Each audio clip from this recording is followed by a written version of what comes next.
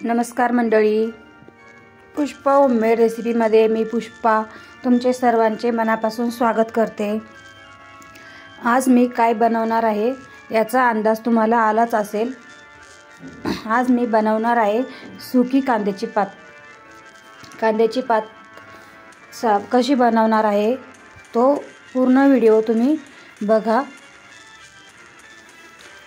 मी कांद्याची पात स्वच्छ साफ करून घेतलेली आहे आणि बारीक अशी मी कापून घेणार आहे। स्वच्छ धुवून घ्यायची कांद्याची पात आणि मी कशी बनवणार आहे तो व्हिडिओ पूर्ण बघा। मी विळीनेच कांद्याची पात कापून घेणार आहे।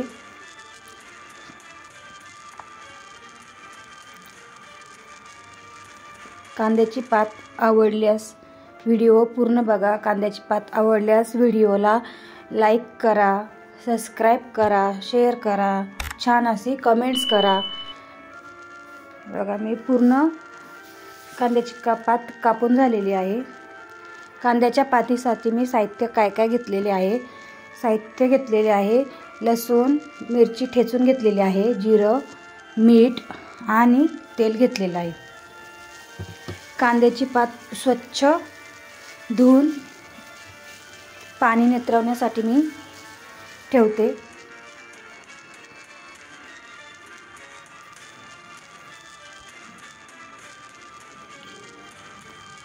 स्वच्छ 2-3 पाण्याने कांद्याची पात धुवून घ्यायची।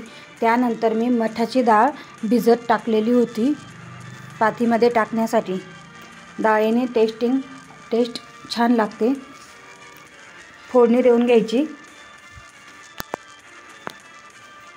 फोडणीसाठी सर्वात आधी मी तेल तापवून लसूण टाकून घेतलं। लसणाची फोडणी द्यायची। लसूण चांगला लाल होईपर्यंत परतू द्यायचा। त्यानंतर जिरं टाकायचं। जिरं पण चांगलं फुलू द्यायचं। त्यानंतर मिरची मी कुटून घेतलेली होती। मिरची आम्हाला जास्त लागते त्यामुळे मी मिरची जास्त टाकलेली आहे। तुम्ही तुमच्या अंदाजानुसार मिरची टाका। छान अशी परतून झालेली मिरची छान परतून द्यायची, नाहीतर मिरचीचा टेस्ट तिखटपणा जास्त लागतो।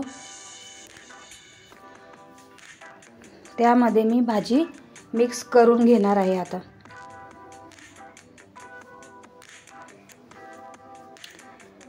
चवीनुसार मीठ पण तुमच्या अंदाजाने चवीनुसार टाकायचं। त्यानंतर भिजत ठेवलेली डाळ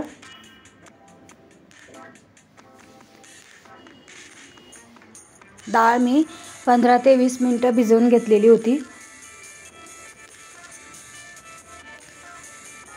व्यवस्थित असे मिक्स करून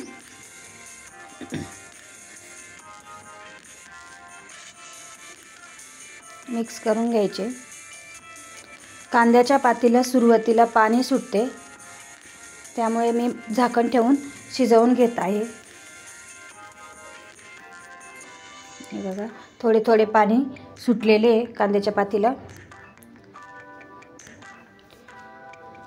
ते पाणी पूर्णपणे आटू द्यायचे।